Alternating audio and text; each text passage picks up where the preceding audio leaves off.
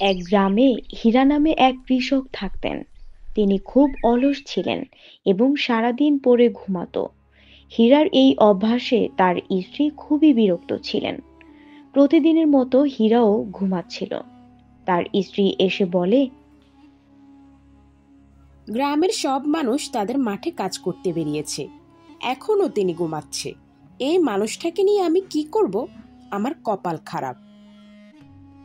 হীরা ঘুম থেকে জেগে উঠে বলে, কি করব আমি? কাজ করতে ভালো লাগছে না আমার। কিছুক্ষণ বসলে ঘুমে ধরে। এই কথা শুনে তার স্ত্রী বলে, আমাদের 4 বিঘা জমি রয়েছে, তারপরও আমরা গরিবের জীবন যাপন করছি। উঠুন আর মাঠে যান। কাজ শেষ না হলে বাড়িতে আসার জেদ করবেন না। পুরো ক্ষেত চাষ করেই তবেই খাবার পাবেন, চাষের পরেই আসবে। স্ত্রীর বকাঝকা শুনে হীরা উঠে দাঁড়ায় এবং বেলচা নিয়ে মাঠের দিকে যায়। বাহিরে খুব রোদ ছিল। সে সোজা গিয়ে গাছের ছায়ায় বসে।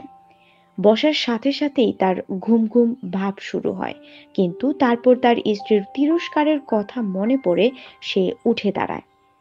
এরপরে হীরা বেলচা শুরু করেন। কিছুক্ষণ কাজ করার পর হীরা ঘামতে থাকে। ঘাম মুছে সে বলে, আমি কিছুক্ষণ বিশ্রাম করব, জল খাবো এবং কাজে ফিরে যাব। সে আবার গাছের নিচে গিয়ে পানি পান করে কিছুক্ষণ বিশ্রাম নেয়। বিশ্রামের সময় ঘুম চলে আসে, আর সে টের পায় না কখন সন্ধ্যা হয়ে গেছে। হীরা যখন জেগে ওঠে তখন তার সামনে একজন বৃদ্ধা দাঁড়িয়ে আছে। সে বলে, বাছা, তোমার কাছে জল থাকলে আমাকে একটু দাও, পান করি। আমি খুব শ্বাসকষ্ট অনুভব করছি। হ্যাঁ হ্যাঁ মা, আমার কাছে জল আছে, নাও পান করো। হীরা পান করতে জল দেয়। জল খাওয়ার পর মহিলাটি বলে, বাছা, তোমার কি কিছু খাওয়ার আছে? আমার খুব খিদে পেয়েছে। কিন্তু মা, আমার খাবার কিছুই নেই। আমিও ক্ষুধার্ত। আমার স্ত্রী আমাকে খাবার দেয়নি। সে আমাকে বলেছে এই ক্ষেতে পুরোপুরি নাঙ্গল না দিলে খাবার দিবে না। অনেক দিন কাজ করেছি কিন্তু পুরো ক্ষেত চাষ করতে পারিনি। কাজ করতে ভালো লাগছে না। যেখানে আমি বসি সেখানে সাথে সাথে আমি ঘুমিয়ে পড়ি। ঠিক তখনই বুড়ি একটি দেবদূতের রূপ ধারণ করে। হীরা দেখে অবাক। হীরা, তুমি অলস না, তোমার দোষও না। তুমি হয়তো এই ক্ষেত সম্পর্কে তেমন কিছুই জানো না। তুমি সব সোনা বাড়াতে পারো, যাতে তোমার সময় আসে অনেক সুখ শান্তি থাকতে পারে। আচ্ছা, কিন্তু কিভাবে? হীরা, দেখো, এই জমিতে ধান চাষ করো।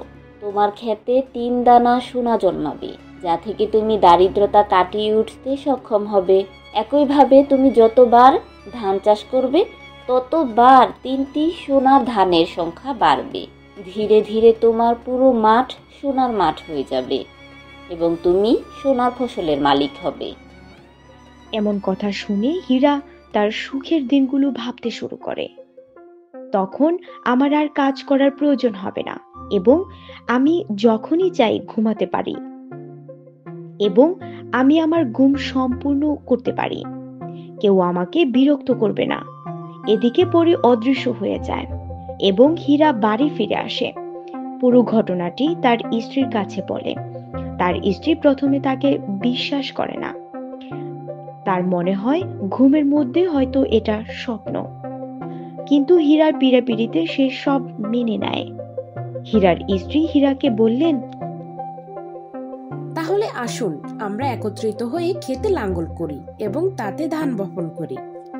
হীরার কথা শুনে একটু মন খারাপ হয়ে যায়, কিন্তু তার স্ত্রী বলে, দেবীমা নিজেই আমাদের এই বার্তা দিয়েছেন এবং আপনি এখনো অলসতায় ডুবে আছেন। স্ত্রীর পীড়াপিড়িতে হীরাকে মাঠে যেতে হয়। তারা একসাথে সারা রাত এবং সকাল পর্যন্ত খেতে চাষ করে ধানও বপন করেন। কিছুদিন পর হীরার ক্ষেতে ধান ওঠে। ফসল কাটার কারণে মাঠের রং সোনার মতো দেখায়। তাকে দেখে হীরার স্ত্রী বললেন, শোনো স্যার, মনে হয় না এখানে কোনো দানা আছে, গোটা সোনা আছে। ক্ষেত্র তাকান, এত গরম লাগছে। কিন্তু পরি আমাকে বলেছিল যে এই পুরো ফসলের মাত্র 3 দানা সোনা পাওয়া যাবে, বাকি থাকবে শুধু ধান। শোনো প্রিয়, এখন আমরা সেই 3টি সোনার দানা একসাথে খুঁজে বের করি। পাগল নাকি? এইভাবে মাঠের মধ্যে সেই সোনার দানাগুলো ফেললে সবার সন্দেহ হবে। আসুন আমরা এক কাজ করি, এই ধানের পুরো ফসল কেটে ফেলি, তারপর খেতে তুমি পাবে সেই সোনার দানা। ওহো, না, এত ফসল আমি একা কিভাবে কাটবো? আমি এত কাজ করতে সক্ষম না। একটা কাজ করি, গ্রামের 2-3 জন লোককে কাজে লাগাই। এটি কাজের গতি বাড়ানোর পাশাপাশি কাজটি সহজে সম্পূর্ণ করতে সহায়তা করবে। আমরা যদি অন্যকে ধান কাটাতে দিই তাহলে সেই সোনালী ধান চুরি করতে পারে না। আমরা একসাথে এই পুরো ধান কাটাবো। হীরা এবং তার স্ত্রী দুজনেই পুরো ধান কেটে ঘরে নিয়ে যায়। তারা একসাথে ধান এবং তুষ আলাদা করে এবং তারপরে সোনার সন্ধান করে। অনেক চেষ্টা করেও সোনা পাওয়া যাচ্ছে না। এতে হীরা ও তার স্ত্রী মন খারাপ হয়ে যায়। হ্যাঁ, হীরার বউ হীরাকে বলে, শুনুন স্যার, সোনা নেই, এখন কি করতে হবে? হ্যাঁ প্রিয়, তাতে সোনা নেই। এক কাজ করি, এই ধান জমিদারের কাছে বিক্রি করে দিই। এই ধান নিয়ে আমরা কি করব?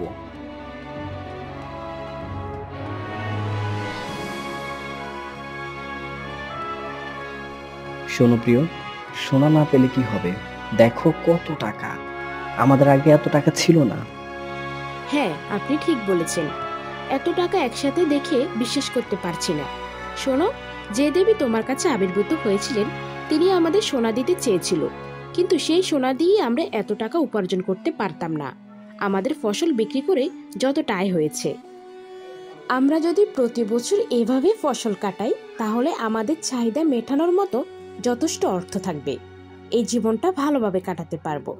তিনি আসলে কি বোঝাতে চেয়েছিলেন যে আপনার ফসল এটা সোনার চেয়েও কম নয়।